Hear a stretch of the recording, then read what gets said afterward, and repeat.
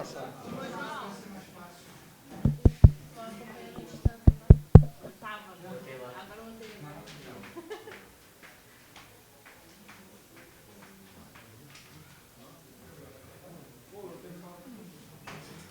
Cadê o pessoal?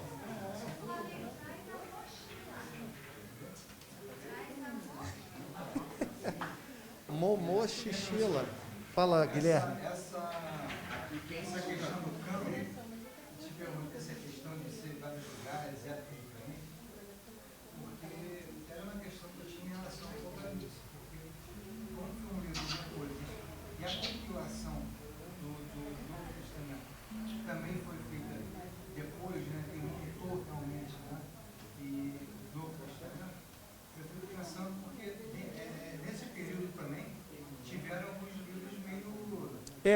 O que acontece é que Apocalipse, que é o último livro dos considerados canônicos, finalzinho do primeiro século, né, ano 96, ele tem a ordem expressa de João selar o livro. O que o texto diz é selar em termos de não haver mais revelação de Deus dali para frente. Então, uma das coisas que precisa ser aceita e levada dentro do cânon é um livro já era rejeitado de cara.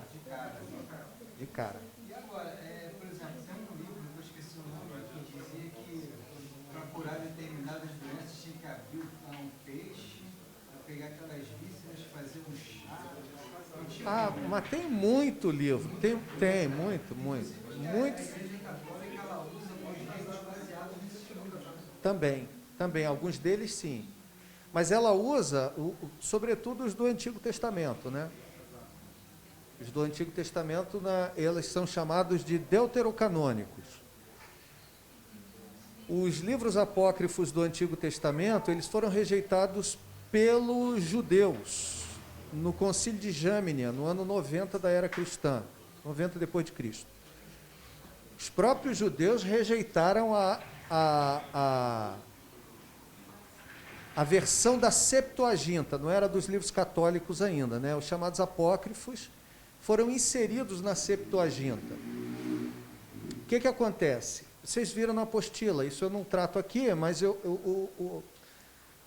os livros que nós temos, de Gênesis a Malaquias, foram escritos de 1445 até a última profecia, que foi a profecia de Malaquias, aproximadamente em 435, 432 a.C.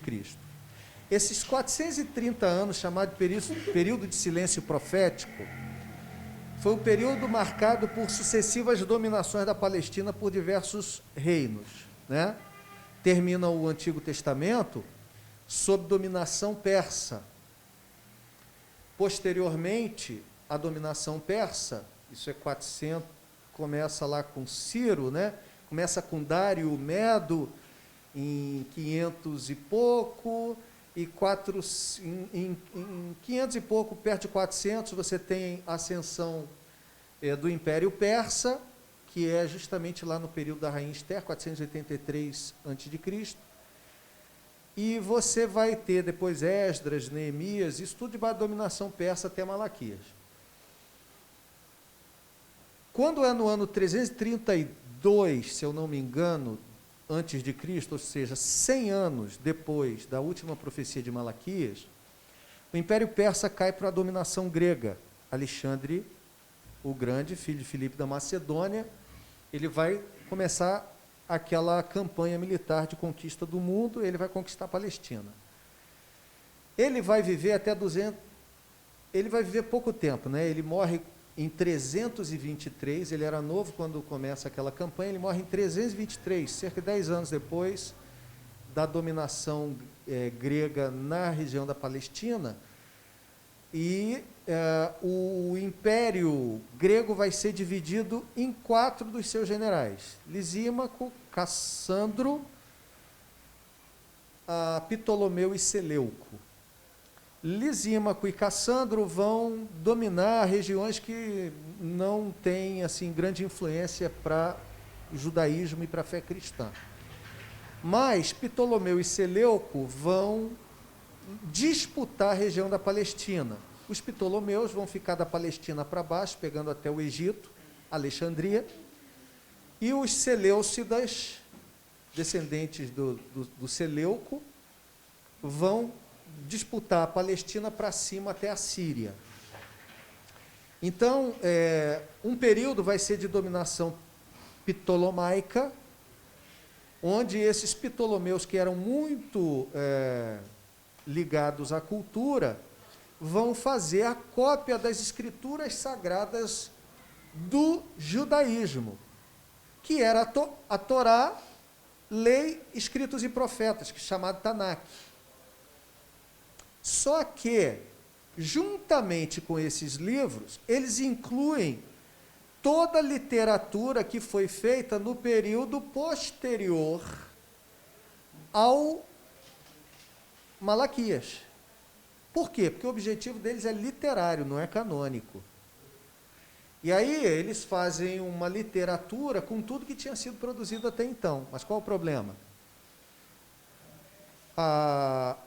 O cânon tinha sido fechado com Esdras. Eles acrescentam. Então, essa versão primeira, chamada Septuaginta, a versão dos 70, porque foi formulada por 70 judeus de origem grega, 70 ou 72, fizeram essa versão em grego do Antigo Testamento hebraico. E aí, porque o mundo agora era um mundo de fala grega, né? Então também o objetivo era traduzir a literatura para poder expandir. Só que eles traduziram com tudo que tinha junto. Isso vai ser rejeitado pelos judeus novamente no Concílio de Jâmnia, no ano 90 depois de Cristo. E isso vai ser acrescido. O que acontece é que Jerônimo começa a fazer a versão da Igreja Católica, fazendo a tradução do Antigo Testamento hebraico na chamada, pegando a antiga versão da Vulgata, e ele vai começar em 385 depois de Cristo, para fazer já o latim. Por quê? Porque da dominação grega passou para Ptolomeu, Ptolomeu foi dominado pelos Seleucidas, Antíoco Epifânio profanou o templo judaico, teve a revolta dos Macabeus, né, com a família asmoneana lá, a dinastia asmoneana por um período, e depois veio lá, perto do ano 60 e pouco, o Império Romano dominou aquela região. E agora o mundo vai falar o latim, dividiu o latim e o grego. O latim é a língua do Império Romano,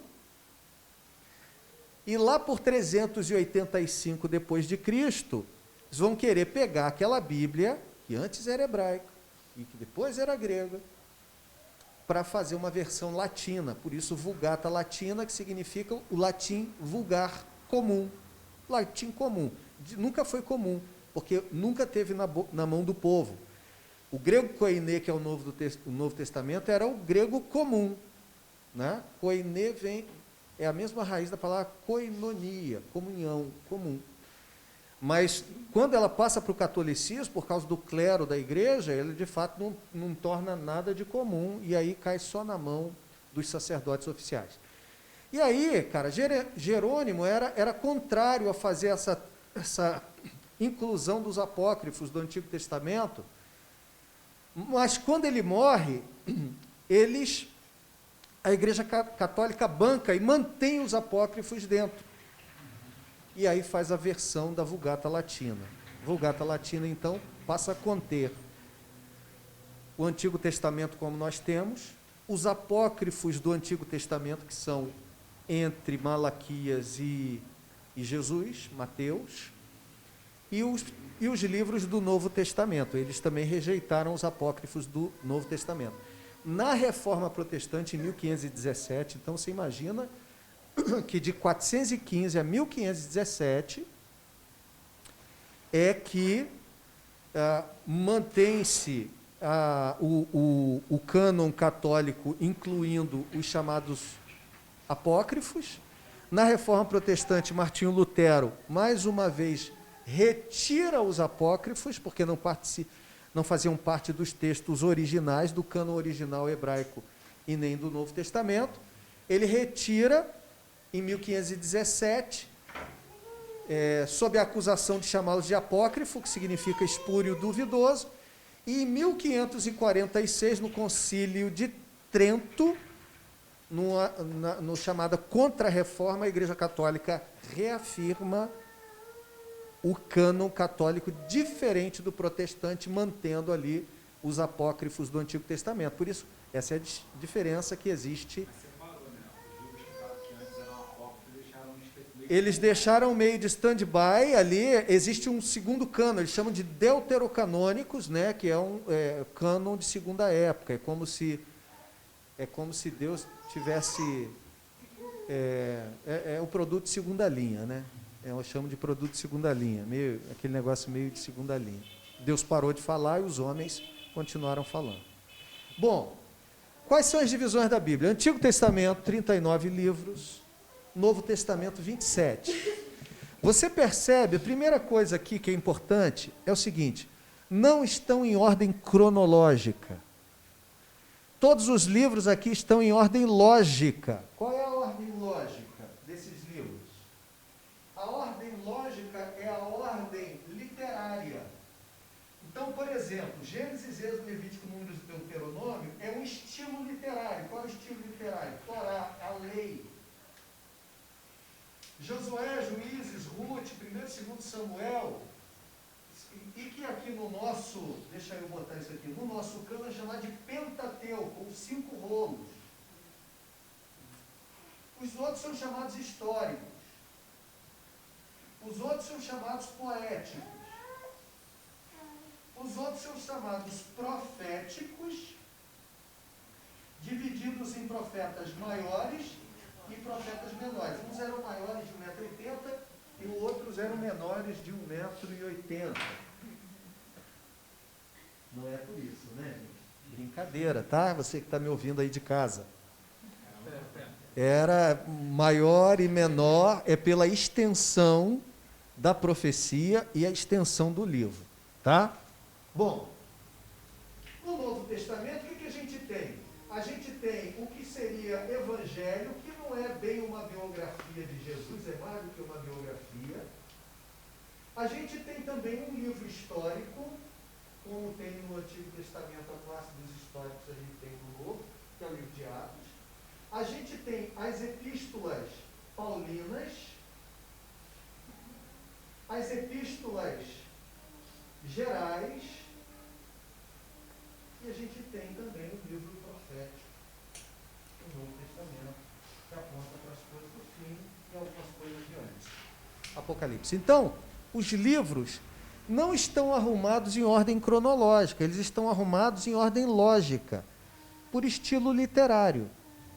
Por isso que quando você pega a Bíblia e você tenta ler em ordem cronológica, às vezes você tem um problema. Por quê? Se você começar a ler aqui, Gênesis, beleza, você vai ler Gênesis. Aí você vai ler Gênesis, Êxodo, beleza. Só que Levítico é a lei dada no período do Êxodo. Maravilha. Aí você lê Números. Deuteronômio é a lei dada no final do período do Números. Beleza. Aí você vem para ler Josué. E você vai ler Juízes.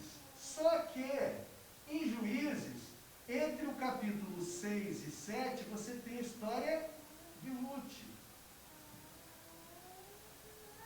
E aí você vê Juízes, Ruth, 1º e 2º Samuel, 1º e 2º Reis, e 1º e 2º Crônicas. E aí você revê esses negócios todos de novo, a partir de outra perspectiva. Aí você se pergunta, o troço está acontecendo de novo? O que está certo? Mas não é. 1º Crônicas é uma repetição dos eventos de 1º e 2º Samuel a partir da perspectiva de Davi e Salomão. 2º Crônicas é uma repetição de 1º e 2º Reis a partir do Reino do Sul, Judá. Por quê? Porque o objetivo de quem escreve crônicas é mostrar que, enquanto 1º e 2º Samuel dão ênfase no pecado que levou o povo para o cativeiro, Crônicas dá ênfase no Deus da aliança que trouxe eles de volta, porque é Esdras que escreve. Por isso que a perspectiva é diferente. Bom, por aí então vocês vão vendo que, se você tentar fazer uma leitura cronológica, a partir dessa sequência, você não vai conseguir fazer direito, tá? Depois, se vocês quiserem no grupo, é só me pedir, eu boto uma sequência de como você lê a Bíblia em ordem cronológica. Aí você vai saber tudinho, aonde você vai ter que ler, aonde você vai parar, começar a ler outra passagem, e por aí vai. Espera nem te pedir não, já bota não. Hã? Já bota lá. Não, mas você precisa me mandar para eu lembrar, senão eu esqueço. Tá. Tá? Pedir lá agora, Hã? deixa lá pedir. Bota lá agora, bota o pedido lá agora. Pode falar, Rebeca. Tem algum livro do cânon, do nosso cânon, que a gente usa e que teve alguma polêmica se colocava ou não? Hebreus. Porque um dos princípios para um livro ser aceito no Novo Testamento, a gente vai ver aqui, se Deus quiser, em nome do Senhor Jesus, no Novo Testamento, um dos critérios era a autoridade apostólica. O livro, para ser aceito no Novo Testamento, precisava ter sido escrito por um apóstolo ou ter sido supervisionado diretamente por um apóstolo. Porque quem podia dizer que Jesus fez ou ensinar da maneira como tinha aprendido de Jesus, senão quem tinha sido testemunha ocular? O problema é que Hebreus não tem rúbrica litúrgica, não tem referência do autógrafo, do autor. Todas as outras cartas têm Paulo, servo de Cristo, Pedro, irmão convosco, presbítero convosco. E Hebreus não tem. Quem foi que escreveu? Hebreus foi o último livro a ser aceito no cânon do Novo Testamento, porque ele cumpria todos os outros requisitos, menos esse. Mas era inevitável aceitá-lo, porque 300 anos de discussão sobre isso. A discussão começa em 97, termina em 397, depois de Cristo, no Concílio de Cartago, porque ele preenchia vários critérios. Dentre esses, a igreja usava desde o princípio, sob então, se sabia que o escritor tinha sido alguém aceito pela igreja da época. Ele foi escrito. Ele era. Não, Hebreus foi na década de 70. É datado de um pouquinho antes de 70 a.C. 69, talvez, 68. Perto dos evangelhos, entre os evangelhos. Primeiro começa a ser escrito em 55, 60, o último em 80, 85. Tá? Bom, então o Antigo Testamento é assim chamado, dividido em 2 testamentos, né? Vamos ver. O Antigo é assim chamado por conter a história do Antigo Pacto, a Antiga Aliança, ou seja, o Pacto da Lei. A palavra testamento significa ajuste, contrato. Sendo assim, o AT narra a história do Antigo Pacto. Começou a ser escrito por Moisés em 1445, como a gente falou, terminou de ser compilado por Esdras em aproximadamente 420, 410. Porque, observe, ele termina de ser escrito em 432, Malaquias, antes de Cristo. Gente, isso aqui se juntar tudo não dá ruim. Ah, sim, graças a Deus. Malaquias. E ele começou a ser escrito em 1445. No período que eles estavam no Êxodo. Mas ele também escreveu coisas desde antes, né? Aqui é o momento da escrita, Gênesis 1, princípio. Então, de Gênesis a Malaquias, a gente tem aí quase 1000 anos de período em que o Antigo Testamento foi escrito. Só que, nesse período aqui de Malaquias, Esdras e Neemias são vivos, eles são contemporâneos, tá? Se você pegar as datações, Esdras volta lá de Babilônia, volta da Pérsia, em 457. E Neemias em 444 a.C. Então, eles exerceram o ministério juntos. E eles são contemporâneos também de Malaquias.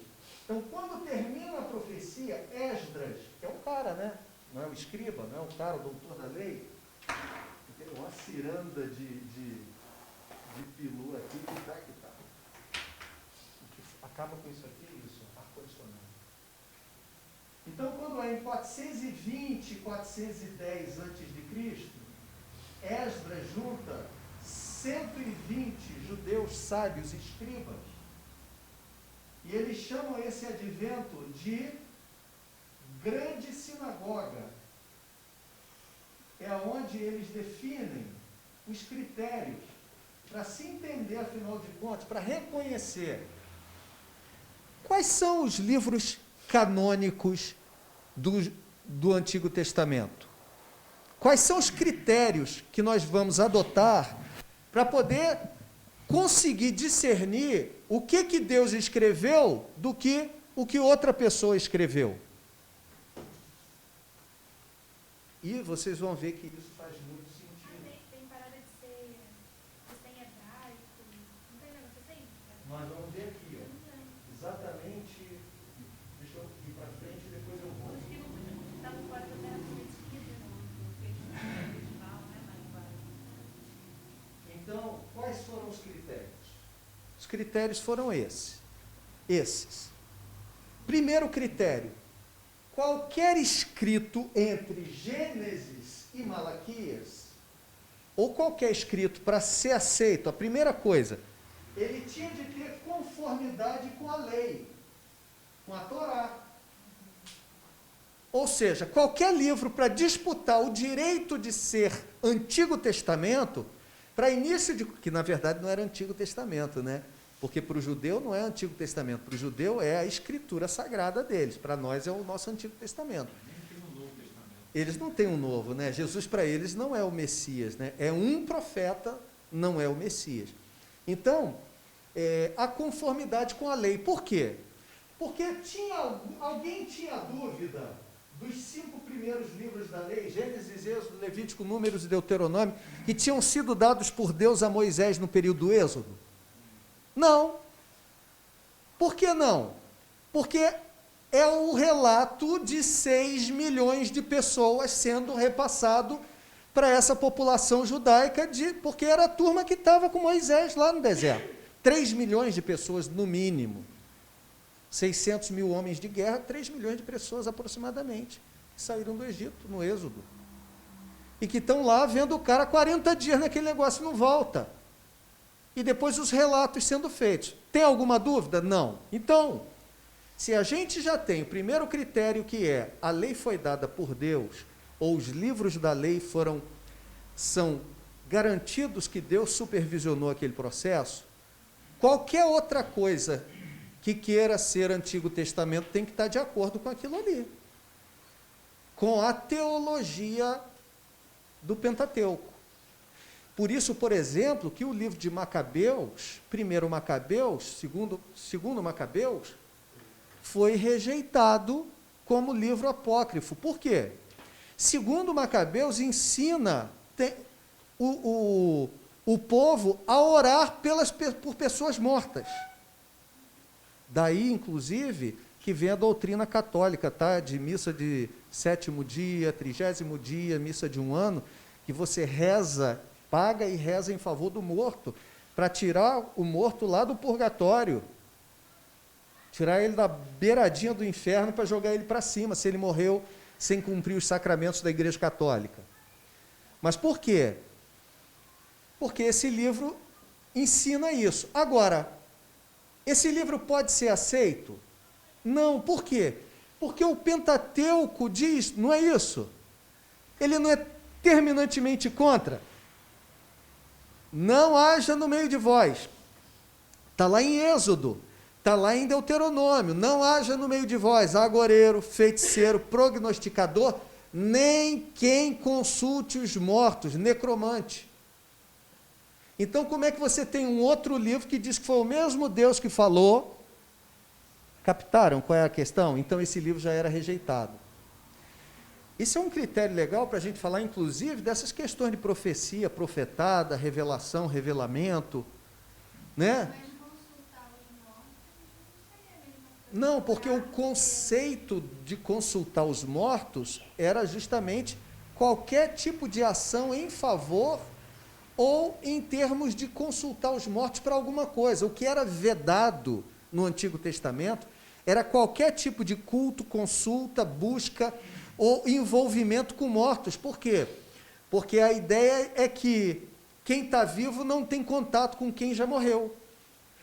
Você lembra que no período de Davi foram banidos todos os feiticeiros, etc., e Saul, período de Saul, perdão, e depois Saul vai lá buscar uma feiticeira lá em Endor, a mulher que tinha metido o pé, porque aquilo lá tinha sido feito em recomendação pela palavra de Deus, mas depois ele foi atrás para bater uma corimba.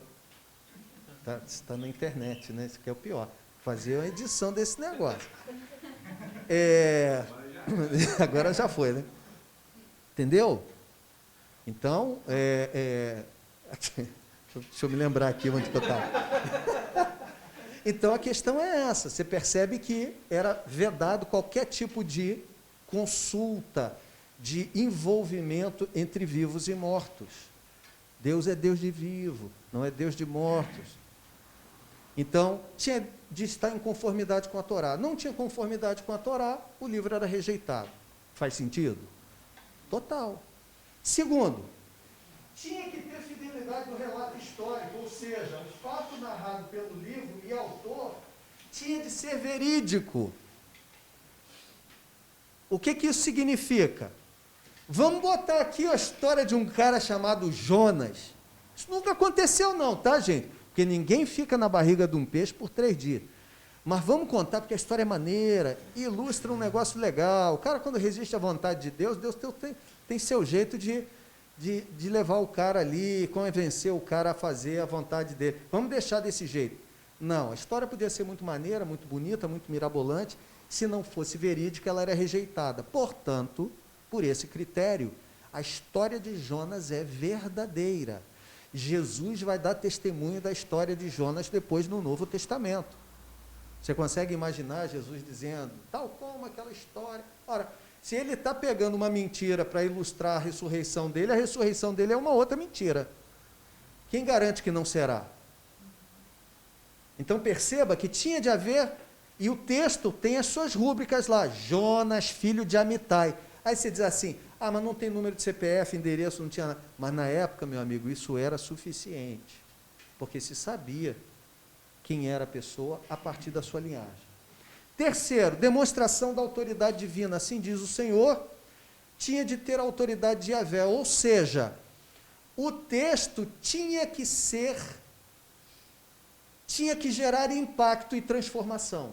Isso também vai ter esse critério no Novo Testamento, que era o fato do livro ter de gerar transformação de vida. Então, esse foi um dos critérios, inclusive, Rebeca, respondendo sua pergunta, que fez com que Hebreus tivesse de ser aceito. A capacidade de ter levado pessoas à conversão pelo livro de Hebreus, pelo relato do próprio livro. Entendeu? Transformador de vida. É o ponto subjetivo. Mas se torna objetivo quando você avalia as pessoas que são impactadas por aquilo ali. E último, material escrito até o período de Malaquias. Se em Malaquias Deus disse, agora não vou falar mais, está lá em Malaquias 4. Até que venha o grande e terrível dia do Senhor, eu vos enviarei o profeta Elias. Está falando de João Batista. Tem gente que diz que João Batista é reencarnação de Elias. Os espíritas dizem isso, né? Porque a profecia de Malaquias diz que ele vai enviar João Batista de novo, de Elias de novo, e aí quem vem é João Batista, mas o objetivo ali de Malaquias é é que João Batista é o último profeta nos moldes do Antigo Testamento. Você vê que ele está no Novo Testamento, mas ele é o último dos moldes do Antigo. Quais eram os moldes de Elias? Morava no deserto, comia gafanhoto, mel silvestre, se vestia com roupa de animais, peles de animais. Não era assim Elias? Andava pelo deserto, comia o que os corvos traziam, se vestia com pele de animais. Então, é uma referência à voz do que clama no deserto, profecia de Isaías 40. Então, quais eram os critérios? Esses. Com base nesses critérios, quais foram os livros que ficaram? Gênesis, Êxodo, Levítico, Números, Deuteronômio, tal, até Malaquias. Foi isso que foi fechado na grande sinagoga. O Antigo Testamento, exatamente igual ele está aí na sua Bíblia hoje. Que depois recebeu o acréscimo dos apócrifos, e que depois, como eu falei, estava narrando aqui, no ano 90 depois de Cristo, outro grupo de judeus no concílio de Jâmnia, que é uma cidade, mais um concílio como a grande sinagoga, eles novamente retiraram os apócrifos e fizeram o Antigo Testamento novamente igual a esse, que é igual ao nosso. Pode me repetir o que você falou agora? Falou, esse grande sinagoga, ele foi feito por cristãos ou por judeus? Judeus, Esdras, Neemias e mais 120 judeus escribas. 420 e 410 antes de Cristo. Está na apostila, hein? Eu já estudei, o antigo professor falou que O antigo professor ou o professor antigo? Não, é zoação. É só para te confundir. Não, fala aí. ele está falando sobre os profetas. Certo. E aí ele falou que a gente entrou nesse assunto dos apóstolos e tal. Aí o que ele falou é que tinha que ser em hebraico, o hebraico original. Aí ele falou assim, Daniel também tem algumas coisas em aramaico, não sei o que, mas tinha que ser em hebraico. Esther também.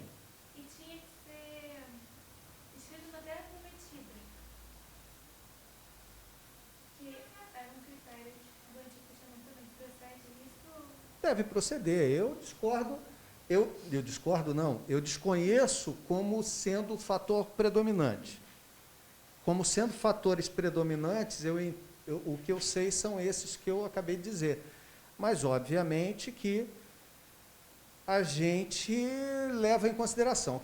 Mas é preciso pensar o seguinte, por exemplo, o livro de Esther foi escrito com porções em aramaico. Por quê?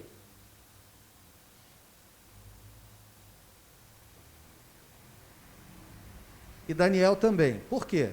Daniel foi escrito em 605 a.C. Esther foi escrito em 483 a.C.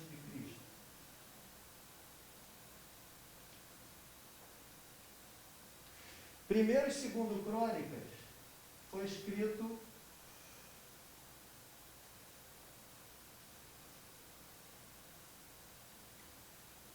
Primeiro e segundo Crônicas, a datação é de 450 a.C.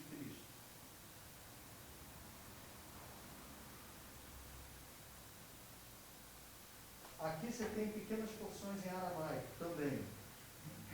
Predominantemente em hebraico, mas também em aramaico. Mas esses escritos não são escritos necessariamente na Terra Prometida.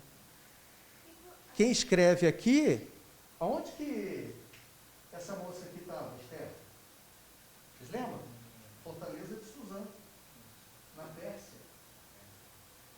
Esse livro não foi escrito da Terra Prometida. Esdras não escreveu necessariamente da Terra Prometida. Quem escreveu Esther, a tradição judaica atribui a Mordecai, que não estava na Terra Prometida.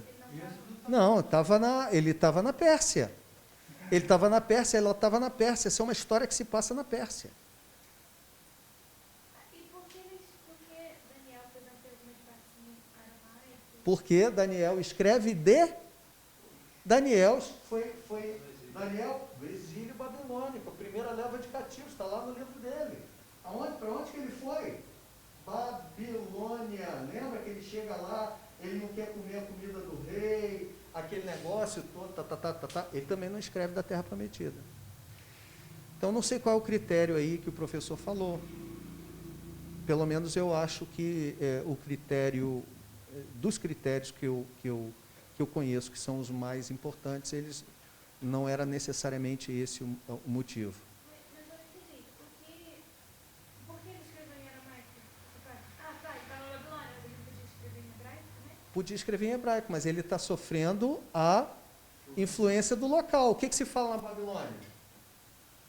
A Babilônia está perto daquela região de Arã.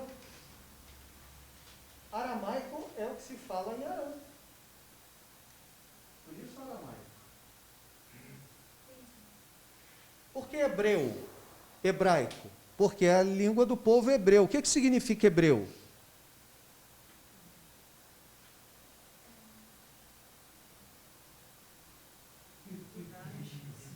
Aquele que cruzou o rio. Lembram que eles vêm da Mesopotâmia? Ur dos caldeus, lá em Abraão. Mesopotâmia. Sabe o que significa? Quando você pede uma pizza, mezzo calabresa, mezzo mozzarella. Meio a meio, não é isso? Ninguém fala isso, né? Claro, nem eu também. Mas meso é meio. Potâmia. O que é pótamos? Água. Hipopótamo. Cavalo d'água. Hipo, cavalo. Hipódromo. Potamos, água. Hipopótamo, cavalo d'água. Agora roubou geral. Mesopotâmia, entre rios. Quais? Tigre e Eufrates. Minha filha nunca viu um cavalo. Tá? Hipódromo, hipismo. Hipismo não é andar a cavalo? Hipopótamos é cavalo. Hipopótamo é o cavalo d'água. Minha filha, vamos ver um cavalo d'água. Vamos ver um cavalo d'água lá, um hipopótamos. Bom, deixa eu fechar aqui. Vamos avançar. Eu preciso terminar esse negócio hoje. E eu vou terminar, em nome de Jesus, o Senhor vai me dar graça. O Léo tem uma pergunta, mas ele tem vergonha. Fala. Não, eu vou fazer. Ah, é. É igual aquela história assim, eu tenho um amigo. Fala. Não, porque Qual é? Esse critério que o professor citou Aham. foi da diferença da Bíblia dos evangélicos para os católicos. Porque realmente saíram os textos de Daniel, de Esther, os livros de Tobias, Judite, 1º e 2º Macabeus, que são os livros que estão na Igreja Católica, não que é nossa. Então, acho que ele falou isso nesse contexto. Não, Esdras e Esther não. Não. Trechos do livro de Esther, trechos de Daniel. Trechos do livro de Daniel, que é Que era a história de Bel, Susana e o dragão e o cântico dos 4 na fornalha. Dos 3, né? Dos 3. Essas porções Cântico dos 3. que foram retiradas da nossa Bíblia e que é diferente da Bíblia da Igreja dos Católicos. A Bíblia dos Católicos é maior que a nossa. A Bíblia dos católicos, ela tem esses livros chamados deuterocanônicos, que são, por nós, considerados como apócrifos, foram tidos assim na Reforma Protestante. As partes que tem em aramaico não são só essas partes, não, só as que foram retiradas, não. Tá? Tem partes em aramaico, mas isso não é o problema. Mas, enfim, deve ser alguma questão... Do Novo Testamento. É porque sabe o que acontece? Eu já vi a apostila, o que acontece? Isso aconteceu 400 anos antes de Jesus vir. Positivo. Teve esse cano. Depois teve um outro cano, onde incluiu os feitos apócrifos. 250 depois de Cristo, antes de Cristo, de 430, aqui é Malaquias, AC. Em 332 tem a ascensão do Império Grego. Depois, em 323, tem a morte de Alexandre o Grande e tem o domínio dos Ptolomeus, que vão dominar a região do Egito e que vão fazer a chamada versão dos 70 Septuaginta, que vai conter o Antigo Testamento até Malaquias e aquilo que foi escrito a partir de Malaquias. Depois, esse documento, até os tempos de Jesus, vai sofrer vários acréscimos. Ele começa a ser escrito aqui. Aqui ele já tem acréscimos, que são esses acréscimos do livro de Daniel e etc. Depois ele vai sofrer acréscimos até o tempo de Jesus. Orígenes vai escrever a chamada Hexáqua, onde eles vão aumentando, porque, por exemplo, o período de Macabeus é posterior a 250. Então, essa Septuaginta vai recebendo também mais material, até o Novo Testamento. O Novo Testamento Encerrou na reforma, né? Reforma encerra na reforma, mas é muito tempo depois. 1517. 1517 depois de Cristo. 31 de outubro de 1517. Tá? Pode ser que esteja havendo aí algum desencontro, alguma informação aí que provavelmente o professor ele deve ter uma informação, não que seja errada, nem a minha, mas é que a gente pode estar falando de coisas que são similares aí, enfim, teria que conversar com ele ou ele comigo para a gente saber, tá bom? Mas isso aí não... Eu prefiro que você pegue as duas informações e você entenda assim. Ele falou assim, como não era matéria dele, ele falou assim, rápido, sabe? Entendi. Ah, tem isso aqui. Beleza. Bom, então o Antigo Testamento, ou AT, foi escrito originalmente em hebraico, com pequenas porções de aramaico, no livro de Daniel e Esther. O texto original de Gênesis é esse aqui, ó. Bereshit bara Elohim et hashamayim ve'et haaretz. Ve'haaretz hayata tohu vavohu, né? Bereshit, princípio, Bereshit. Esse aqui na última aula a gente ia conseguir na padaria. É, exatamente, de Eu pão lembro lá. disso. Ó, Bereshit, bará, o verbo bará, transliterado bará, é um verbo que só pode ser aplicado a Deus, porque é a chamada criação ex nihilo, ou seja, criação a partir do nada. Só quem cria a partir do nada é Deus. Então, o início do livro já demonstra que toda essa criação é a partir do nada. O princípio criou Deus, os céus e a terra, o que existia? Absolutamente nada.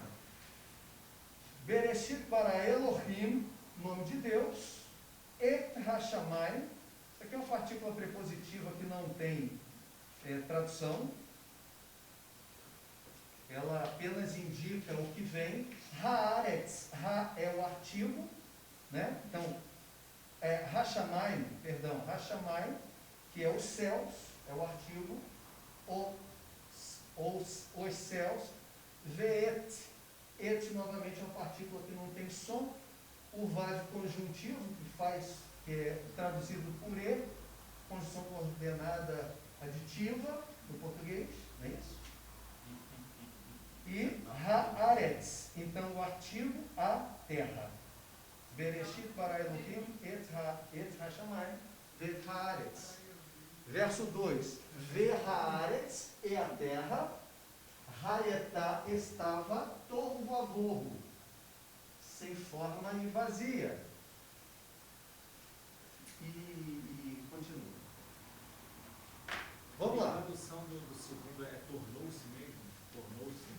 A terra estava, tornou-se é segundo a teoria do intervalo. Mas a palavra que está lá em hebraico, qual é a tradução? A palavra que está lá, Ve'haaretz, Hayetá, estava sem forma e vazia. Hayetá é um verbo, do verbo hayá, se eu não me engano, mas que a ideia, há teólogos que dizem que a ideia é tornou-se. Então a terra foi criada num estado e algum cataclisma, que teria sido a queda dos anjos, teria transformado a criação. Essa é a chamada teoria do intervalo. Você pode entrar na internet, procurar em algum livro, teoria do intervalo ativo, teoria do intervalo ou teoria da ruína da ruína restauração, você vai encontrar material sobre isso. Particularmente, sugiro que você assista Gênesis, não da Record, mas do pastor Luiz Saião. Você acredita nessa teoria? Não. Ela explicaria a destruição dos dinossauros, etc. Ela é uma tentativa de explicar. Se dizer que eu não acredito totalmente, é uma mentira. Eu já gostei muito dela. Hoje em dia, pelo que eu tenho estudado mais, ela me parece mais difícil de ser real. Mas ela seria bem legal, se fosse verdade. Talvez até seja, mas é teoria. Por que é teoria? Porque não estava ninguém lá. Ainda que amanhã ou depois se diga assim, tem grandes evidências para ser, ninguém estava lá. Sempre vai ser teoria. A gente está lidando com uma língua morta, e o cara que escreveu isso não está mais aqui para a gente perguntar o que é mesmo que você quis dizer com essa palavra. Por exemplo, mas se perguntar para um judeu, o que ele vai Não. responder? O judeu, ele vai dizer para você que pode ser estava ou tornou-se. É por isso que dá margem para Por isso que é teoria. Entendeu? Estava ou tornou-se. Aí você, não, então é tornou-se. Não, aí você está sendo desonesto. Então, se eu disser assim para você, por isso que eu estou dizendo para vocês, é uma teoria, não estou escondendo. Né? Bom, beleza, eu já fiz o meu dever de casa. Falei, então, o texto aí de Gênesis 1. O Salmo 23 agora é com vocês, vamos lá. Mismor le Davi, Yahvé roê, Adonai roê. Salmo de Davi. Yahvé, o Senhor, roê, o meu pastor. Nada me faltará. Isso aí já está lendo direto em casa. O resto é etc. Bom, beleza. Então vocês estão vendo o que era esse negócio? Agora, presta atenção. O texto antigo não tinha esses sinaizinhos aqui, esses pontinhos, risquinhos, etc. Que são as vogais, chamados sinais maçoréticos. O texto antigo tinha só os de cima, que todas são consoantes. Então, para essa língua estar viva, à época, ela precisava ser falada. Porque quando você registrava a palavra, só registrava com a consoante. E você só lia porque você sabia a palavra. Se não soubesse, você perdia a pronúncia. Por isso que depois, aquelas classes de maçoretas se divergiram. Será que aquela formação de raiz triliteral, de 3 letras, geralmente assim no hebraico, o nome é Mordecai ou é Mardoqueu? Então, um grupo de maçoretas diz é Mordecai, porque quando Men está sucedido pelo Dalet, bababá, entendeu? Aí é som de O, é o Camas. Aí o outro dizia, não é o Camas, é o Gadolo, é o Camas Caton. Então, a diferença entre o que forma o A, o que forma o O. Essas foram as discussões até hoje. Então, não tem assim, meu Deus, tem um erro na Bíblia, Mordecai ou Mardoqueu. Não tem nada de erro, não. O texto hebraico está certinho. Só que a gente tem dificuldade só na pronúncia absolutamente correta. Mas isso não influencia em nada a revelação. Tá? Vocês não conseguiram falar, pelo menos nem a última palavra ali, para terminar? A última palavra é primeiro, né? Não, a última palavra é essa daqui mesmo. Começa daqui para cá. O mesmo olho Davi, que é daqui para cá, tá, gente? É daqui para cá. Tá. Show. Então, nós já vimos o cânon é o padrão. Tá, a gente já falou sobre isso. Os critérios a gente já viu. Tá. E aí a diferença entre o cânon hebraico e o protestante. Alguém pode dizer assim, mas nossa Bíblia tem diferença para o Antigo Testamento hebraico? Não tem diferença nenhuma. A diferença que tem é na arrumação dos livros, não no conteúdo de tudo. Como é que é isso? É por causa disso aqui, ó. O Antigo Testamento hebraico é chamado de Tanakh, Por que Tanakh? Então, quando você diz assim, que o Antigo Testamento é a Torá, não é não, cuidado. O Antigo Testamento é a Tanakh. Por quê? Tanakh é a inicial de Torá, Neviim, Torá, lei, Neviim, profetas, Ketuvim, escritos. Então, lei, profetas e escritos. Tanakh é o acróstico que forma o Antigo Testamento. Então, os livros são os mesmos, mas eles estão dispostos de forma diferente. Enquanto o nosso está disposto em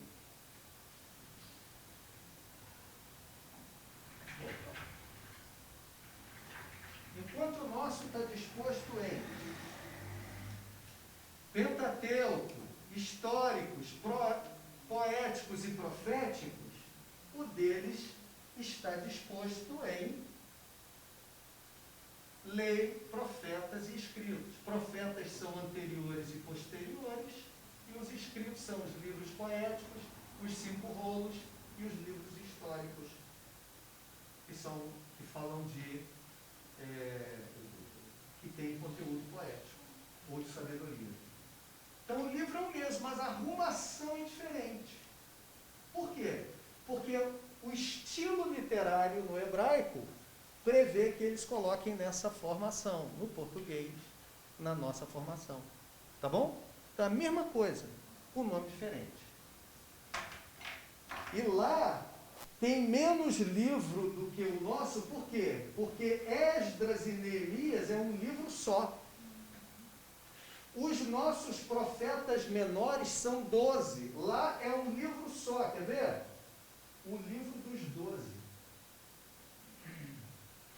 Oséias, Joel, Amós, Obadias, Jonas, não tem isso tudo? Tudo isso é um livro só, o livro dos 12. Então, quando você pega o cânon hebraico, são 24 livros. Você diz, meu Deus, tem menos que o nosso? Não, não é não. É porque nós temos 12 profetas menores. Eles têm um livro dizendo, o livro dos 12. Esdras e Neemias é um livro só. 1º e 2º Samuel, um livro só. Tá? Por causa disso. Primeira Reis, não? Segunda Reis?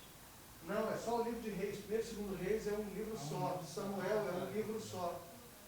1º e 2º Samuel. Porque para nós foi dividido para se tornar mais didático. Tá? Por isso que também, gente, deixa eu só lembrar vocês, por isso que acrescentaram depois agora, 500 anos depois de Cristo, capítulos e versículos. Esses livros não foram escritos com capítulo e versículo não, tá?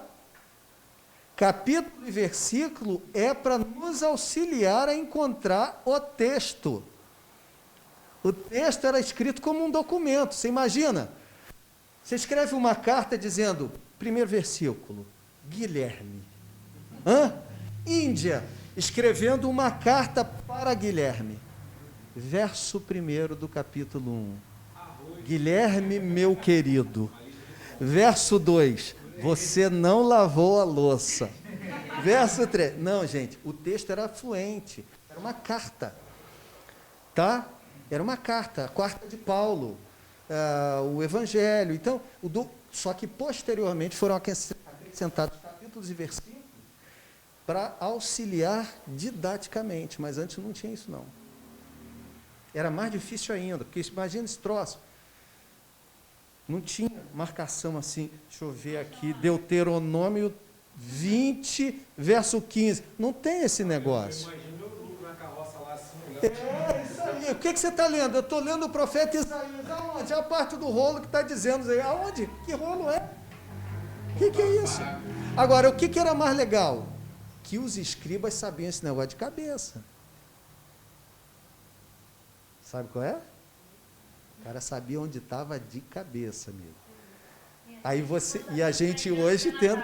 E a gente hoje rodando fé em Deus e pé na tábua. E rodando Bíblia para lá e para cá, você diz assim, dia desse fui pregar num lugar, eu falei assim, irmão, abre a sua Bíblia no livro de Sofonias. Rapt, a pessoa vai e vem, passa, vai, volta, vai. Sofonias, irmão. Eu repito bastante o texto bíblico. Uma das coisas que eu aprendi no seminário é você vai pregar, você diz o texto e você repete ele mais umas 2 ou 3 vezes enquanto você vai fazendo a apresentação de alguma coisa, alguma pequena introdução, para dar tempo das pessoas acertarem, encontrarem o texto, né? Porque às vezes a pessoa diz, quando está muito nervosa, que não tem experiência, chega lá, olha, 1 Samuel capítulo 1, então disse o Senhor, está todo mundo correndo ainda tentando achar o texto, né? Não é comum? Espera mais um pouco aí. É comum, espera um pouco, pelo amor de Deus, não peguei a matéria toda ainda. Mas não. Então, então, às vezes eu espero um tempão. Abre aí a sua Bíblia, pai. Eu vejo, às vezes, tem um irmão com dificuldade. Falo, irmãos, vamos aguardar aqui e tal.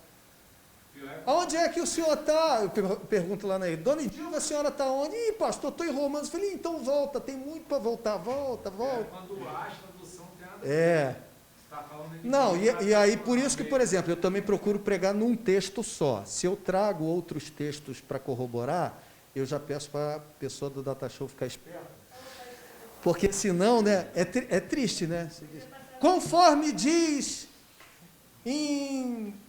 no livro de Josué e tal, a pessoa está indo para Josué, e Jonas também falou. E você já está abrindo lá, e quando o cara chega em Jonas, você diz, Paulo falou para Timóteo, 1 Timóteo, capítulo...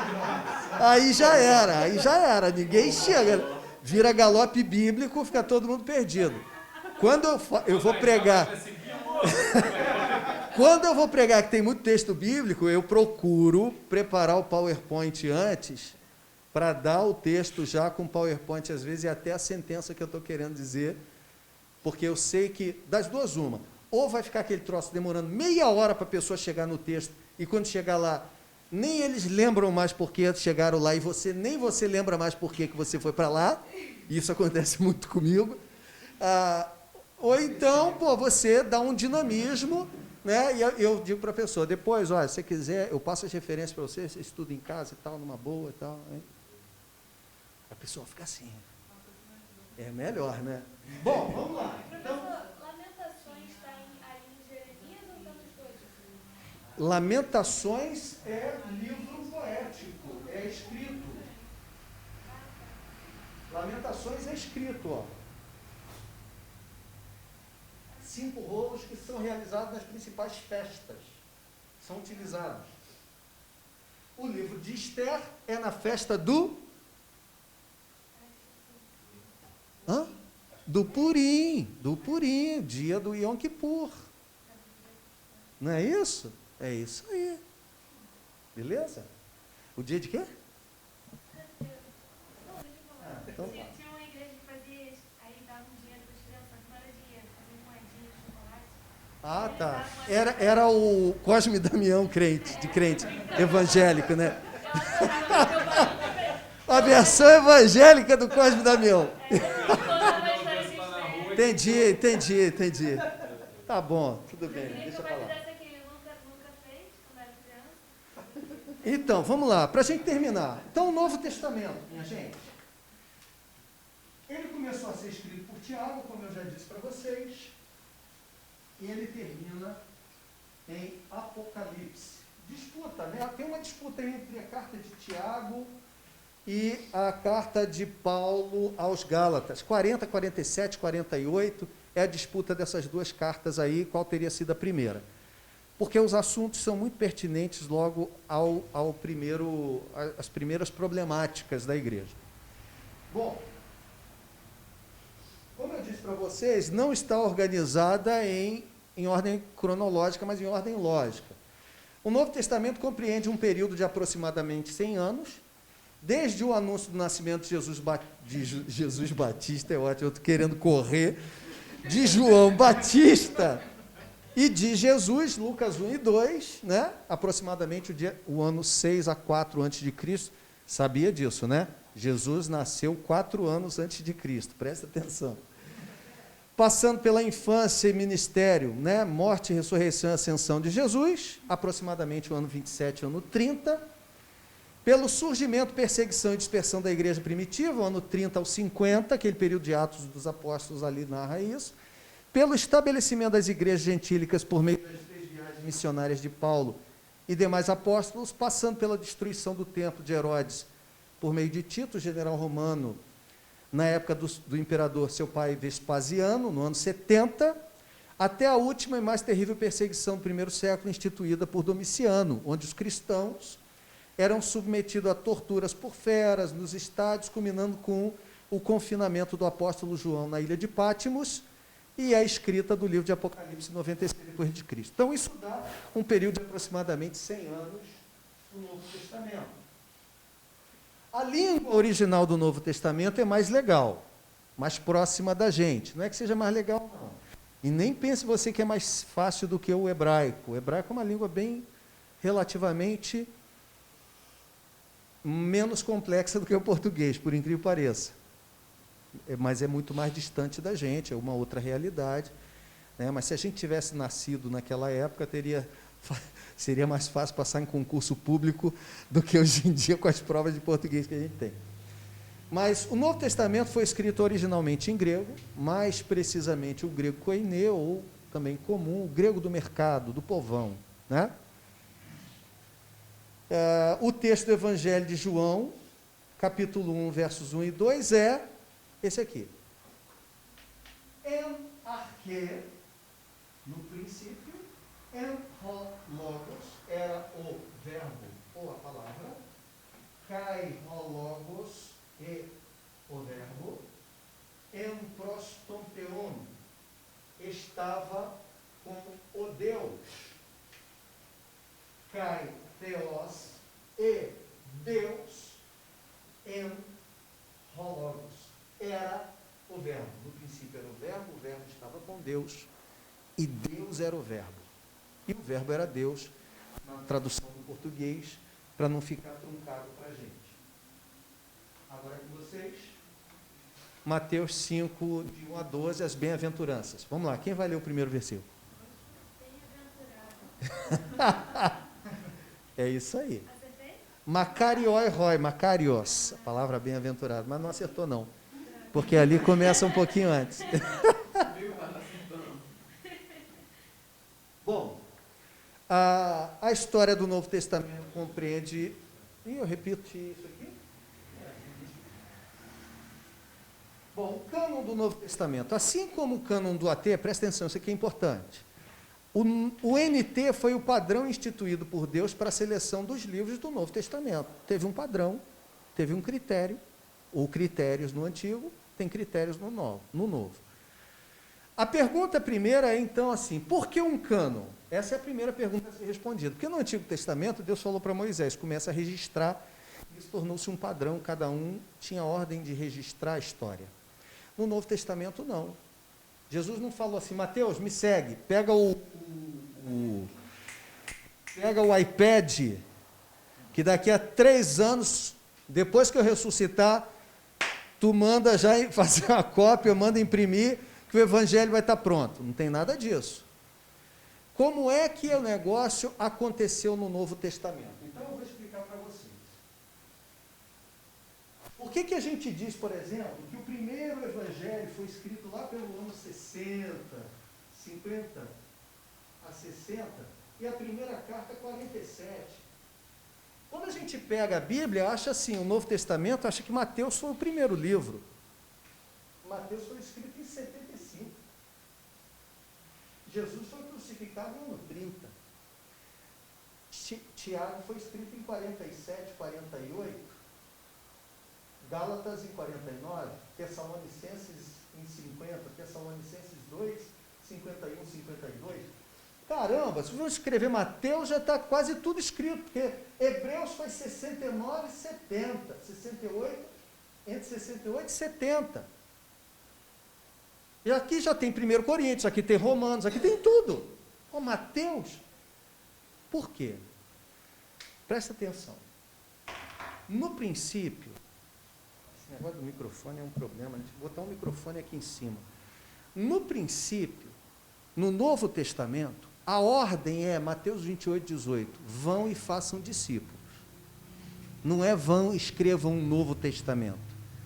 Pelo contrário, Jesus disse assim, vão e façam discípulos, mas lá em João ele diz assim, mas eu vou ao Pai, eu vos enviarei o Espírito, e ele vos fará lembrar de tudo que eu vos ensinei. Tudo que vos tenho ensinado. Então, a primeira ordem deles é irem fazer discípulos, pregar a mensagem que Jesus ensinou. Beleza. Então, temos aí Paulo, temos aí Mateus, né? Temos Barnabé, Pedro e tal. Estamos saindo, fundando igrejas, nascendo igreja. A primeira coisa que acontece quando uma igreja nasce? Problema. Nasceu a igreja, tem problema. Nasceu a igreja, tem problema. Começa um trabalhozinho, pequeno grupo, uma congregação. Qual é a primeira coisa? Problema. Tem um irmãozinho que está muito no fogo, muito no poder, abençoado, ele quer mesmo, ele quer muito, só tem um problema. Ele bebe muito e bate na mulher. Mas você não sabe, pastor. Ele é o cara que abre a casa, o cara está cheio de vontade, cheio de sede de Deus. O que eu faço? Aí o pastor vai e escreve uma carta. Olha, esse irmão tem que abandonar a bebida. Esse irmão precisa de um tratamento, precisa de discipulado, etc. Então, as cartas vieram primeiro, por quê? Porque quando a igreja expandiu e começou a nascer, a primeira coisa que eles tinham que resolver eram os problemas que a igreja tinha. Não estava ninguém interessado em fazer um Novo Testamento. Gente, vamos ganhar dinheiro com o Novo Testamento? Vamos fazer um livro? Não. Então, quando tinha um problema, Paulo fundou a igreja. Alguém disse, Paulo, 1 Coríntios, fiquei sabendo pelos da casa de Cloé. Quer dizer, nego dedurou, né? Mandaram uma carta, a família de Cloé mandou a carta dedurando. Paulo, a igreja aqui, o bicho está ruim. A situação é essa. Aí Paulo descasca 1 Coríntios lá em cima, porque pelo que ele ficou sabendo. Então, as cartas vêm primeiro por causa disso. Só que, à medida em que a igreja vai expandindo, perde-se o controle, porque no começo eu comecei um trabalho, passei para Hélio, para Paulo, para Carol, para Marielle, para Rebeca, para Gabriela, para Diego, tá, tudo bem, conheço todo mundo aqui, mas daqui a pouco vocês já passaram para outras comunidades surgiram, e aí o pior, vocês passaram para uma turma, e algumas pessoas estão dizendo que Jesus ensinava uns negócios que ele não tinha falado. E aí chega no meu ouvido, fala, mas Hélio, você sabia, cara, aquele cara que você começou o trabalho lá, que ele já está começando um outro trabalho, esse cara está dizendo que Jesus estava ensinando que os apóstolos compartilhavam as esposas. A obra dos Nicolaitas lá, em Apocalipse 2.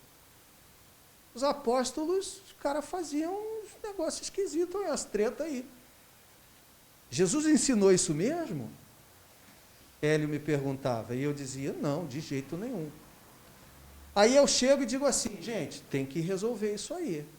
Ninguém, não é todo mundo que pode sair dizendo que Jesus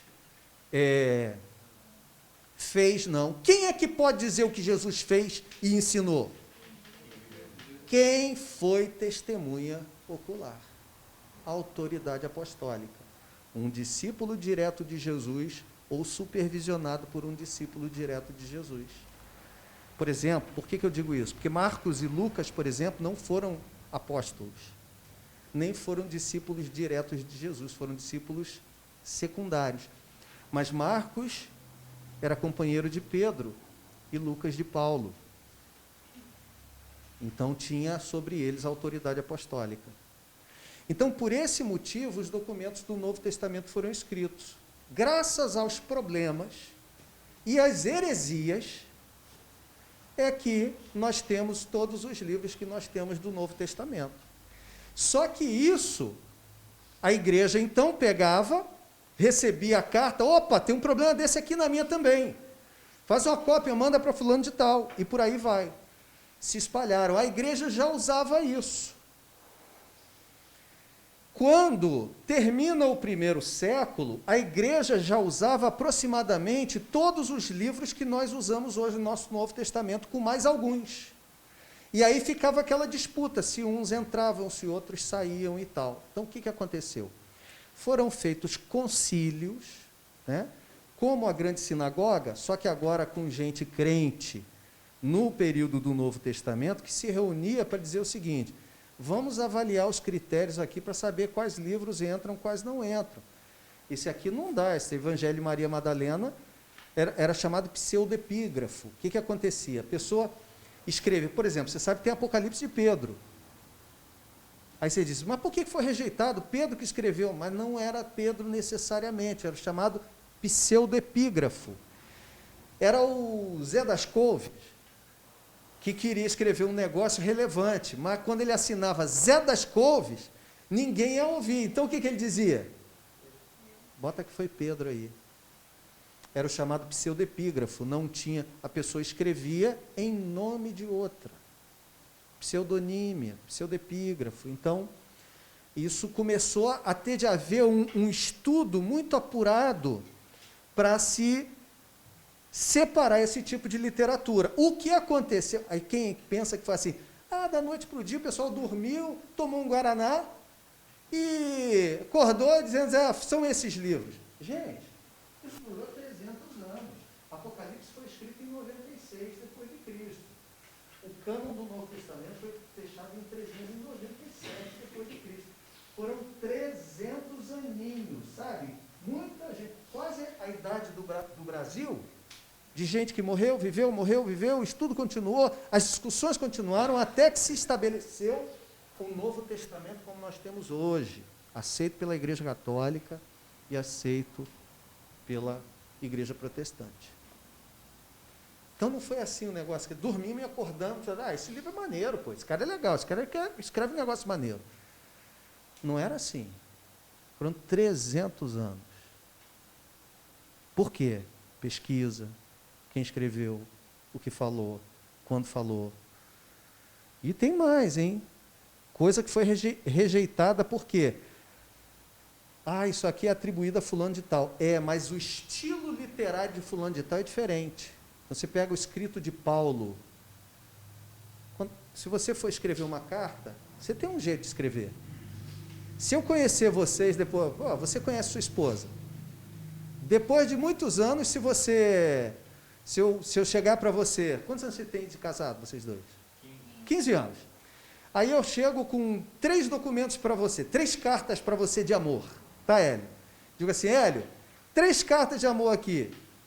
Descobre qual deles foi escrito pela sua esposa. Você, se você não descobrir, ela te bate. Mas você vai dizer assim, essa daqui. Esse aqui são as palavras que Carol usa. Esse aqui. Então, você estuda o estilo literário do autor, você sabe que tipo de palavras ele usa, qual a forma de escrever, a forma de dizer determinada coisa. Aí tem um livro lá esquisito com o nome de Paulo, com o nome de Pedro. Aí você pega aquele texto e diz assim, pode ser qualquer pessoa que escreveu, menos Pedro. Pedro não escreveu esse negócio. 300 anos, isso aqui não é uma lida de 15 minutos. Não é nenhuma prova do Enem. 300 anos de um monte de cabeça, passando de uma para outra. Você ia fazer uma pergunta. Tomara que tenha esquecido, mas tudo bem, se não esquecer. Graças a Deus. Brincadeira. Respondi? Não foi carne nem sangue que me revelou. Então, aqui eu explico para você, então, isso é fácil de explicar. As igrejas surgiam pela pregação da mensagem e ensinamento deixado por Jesus, que até então era transmitido apenas de forma oral. Porém, com o crescimento dessas igrejas, muitos problemas surgiam e precisavam de resposta imediata. Isso fez com que os apóstolos tivessem que resolvê-los antes mesmo que registros da vida de Jesus, ou seja, os evangelhos, pudessem ser escritos. Dessa forma, muitas cartas foram escritas e endereçadas às suas respectivas igrejas antes que todos os 4 evangelhos estivessem prontos. E os próprios evangelhos foram escritos por esses motivos. Né? Beleza, que é aqui que eu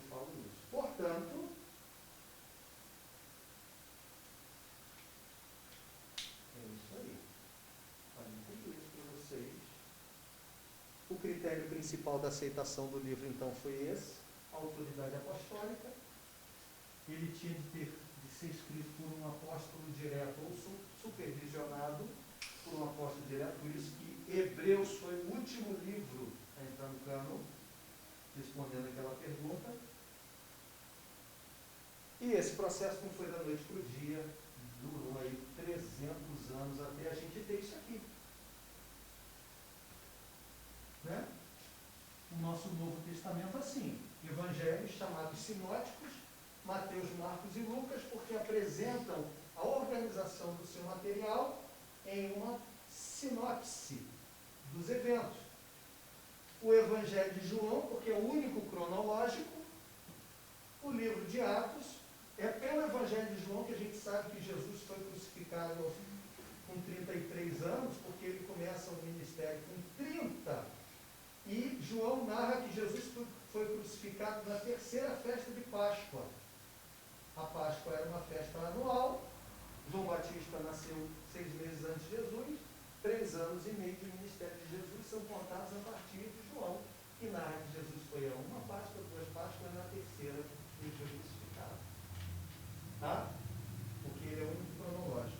Temos o livro histórico de Atos, temos as epístolas paulinas e as gerais, e o livro de Apocalipse, que é Volta aí, professor, só essa o última livro... tela. Hã? Você quer? A última tela. Não, eu sei. Deixa eu apagar aqui. Do jeito que tá ali, tá bonitinho. Eu gosto desse negócio organizadinho assim.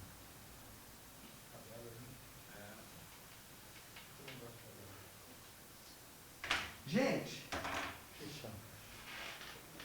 game over. Consegui, graças a Deus. O que eu quero de vocês? Eu quero que vocês façam o questionário sem consulta. Vocês estudem o material, a hora que vocês se sentirem confiados, confortáveis, confiantes, vocês façam o questionário. É a nossa prova. Você vai dizer, professor, o senhor não vai estar lá para saber quem vai colar. Eu não, mas tem um cara que vai. Ele é pior do que eu, muita coisa. Então, eu aconselho você a ser honesto, sobretudo com você mesmo, né? Você está no curso, é para você aprender. Ninguém vai ficar reprovado, porque, obviamente, se tiver algum rendimento inferior, eu vou pedir algum tipo de complementação. Meu objetivo é fazer vocês aprenderem, por bem ou por mal, vocês vão aprender. Então, ninguém vai ficar reprovado nesse sentido, tá? E vou dar para vocês o prazo de uma semana, pode ser? Segunda-feira que vem, até segunda que vem, vocês vão mandar para o meu... Vocês preferem mandar por zap ou por e-mail?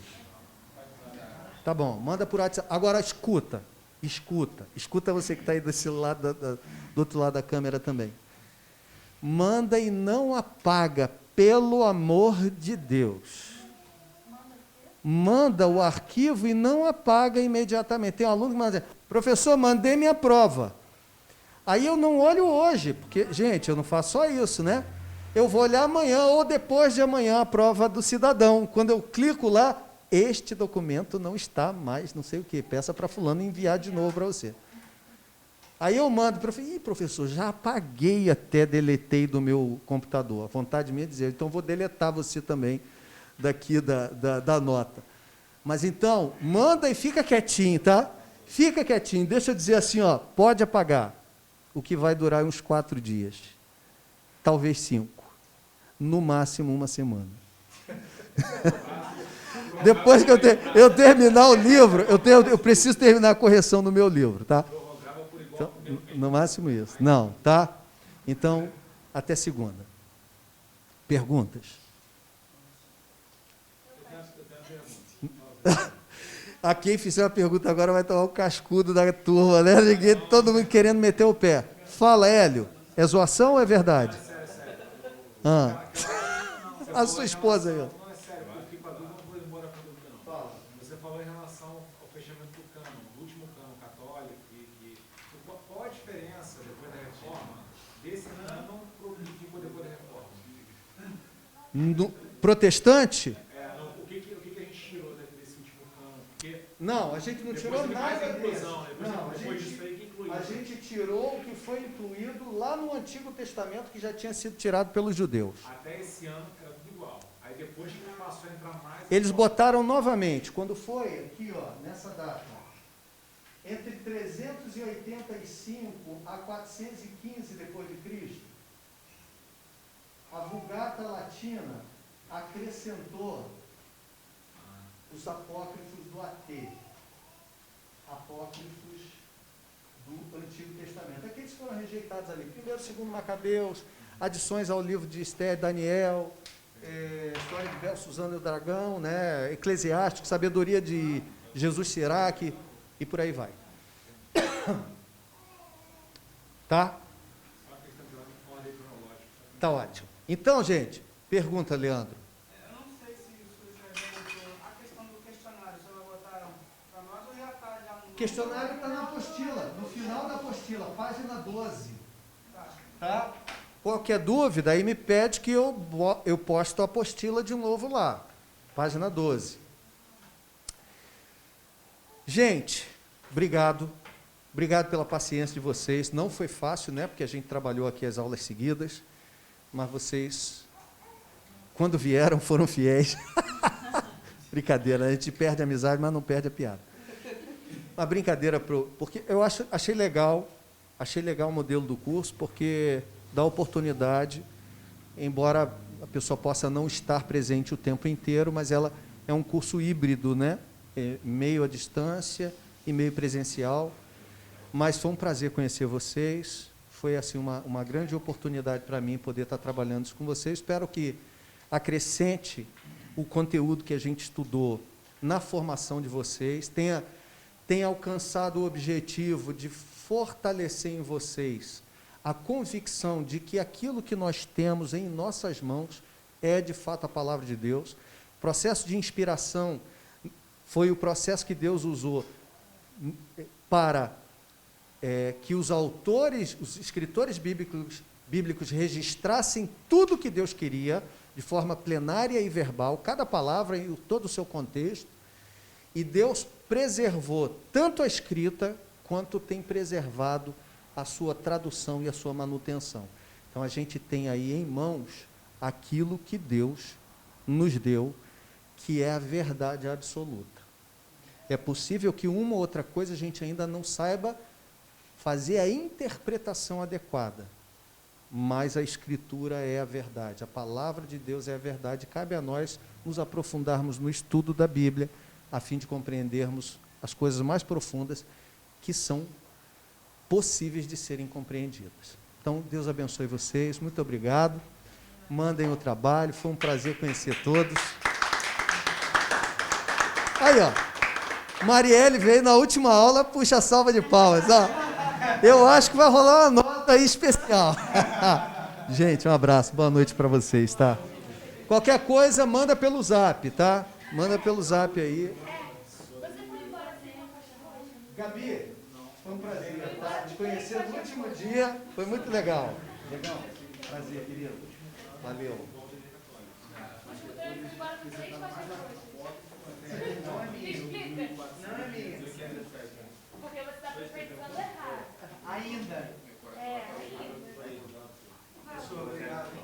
Guilherme, É muito bom. obrigado a você, querido. Obrigado. Obrigado, obrigado.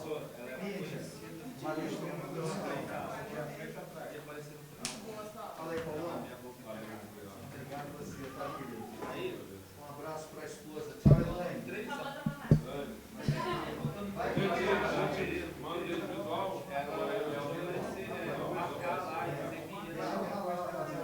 ou você. Valeu.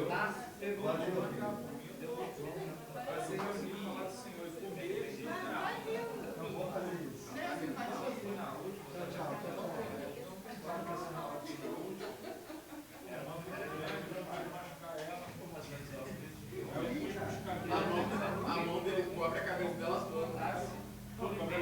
Até que ela dá. Tchau, gente. É esse o caçula de vocês? É. A torre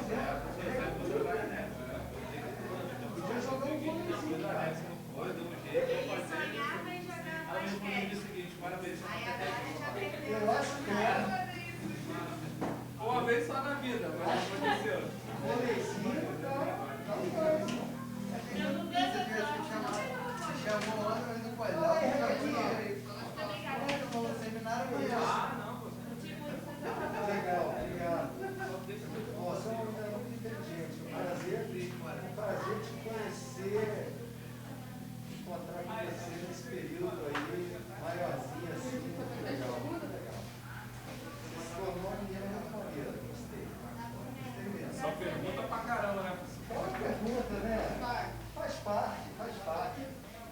Eu tento, eu seguro muita pergunta.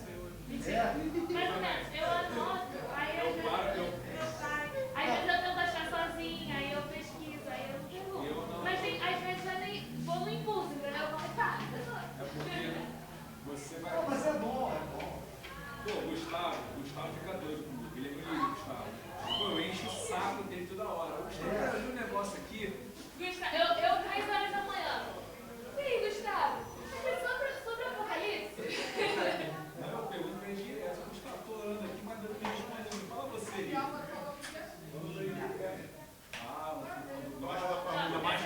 O trabalho mais difícil que eu fiz na vida foi o Gustavo. Os trabalhos dele de escatologia. Caraca, ele botava no passar muito. É porque é uma questão, é muito amplo. Não, e eram umas perguntas assim. Pra você, o anticristo é uma pessoa, é um sistema, não sei. Aí, tipo, eu falei, caraca, eu não sei. Se eu colocava o tema na internet, a resposta que vinha, você não tinha como. Não tinha, tive que tinha que tratar. E era um grupo de 6 pessoas. Cada um tinha um pensamento diferente. E foi maneiro por isso. O que eu acho mais maneiro, assim, no estudo em si, não é nem você aprender, mas é você deu esse momento, sabe? Você fala uma coisa que outro professor complementa e você não se conhece, não sabe qual é o assunto de um e outro, é engraçado isso. Ah, isso é legal. Isso é legal mesmo. É muito engraçado. Alguma coisa que a resposta podia ser.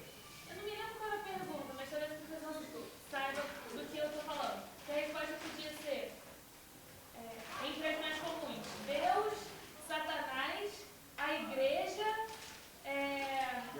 os troços assim. Eu falei, caraca!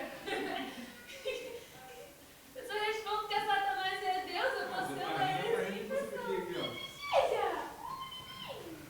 Ela tá com essa mania agora, a pessoa tá rindo, ela fica rindo também. Ah, é, com essa idade Não, e o aí. pior, eu respondi essa pergunta assim, improvisation, no final eu falei assim, não importa, o que é importante é que tudo é o Senhor, tudo é Deus, entendeu? Deus é soberano, se Ele vai usar a igreja. Aí ganhou 3. Não, mas eu fundamentei, pô, não respondi ao Léo, não. Falou, professor?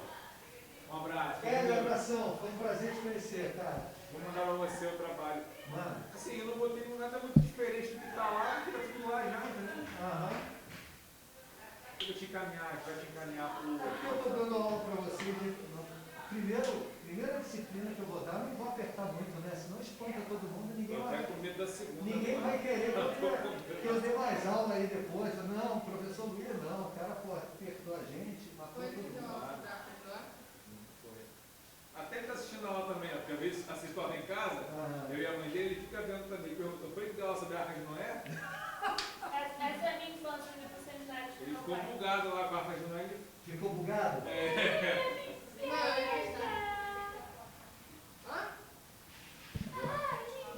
Manuel, não ficou interessante a parada lá? Agora acreditei. Ah, é? Você não acredita? Você tá igual o Tomé, porque viu, acreditou, né?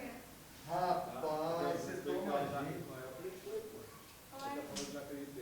E você divulgou por aí? Saiu por aí falando? Aí, tu não acredita na Arca de Noé? Ainda não. Tem que falar isso aí, ó. Viu como eu vi online?